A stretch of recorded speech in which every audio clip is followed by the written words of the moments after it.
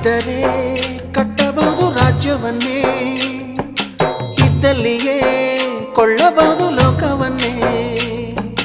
ತಾಯಿಯ ದೆಯ ಹನಿಯು ಸಿಗುವುದೇ ನಮ್ಮ, ಕೋಟಿ ಕೊಟ್ಟರು ಅದನ್ನು ತರುವ ಯಾರಮ್ಮ. ಅವಳ ಮಡಿಲ ಸುಖ ದೊರೆತರೆ ಕೊನೆ ತನಕ, ಎಂಥ ಭಾಗ್ಯ ಕಂದ ಈ ನಿನ್ನ ಬಾಳಿಗೆ.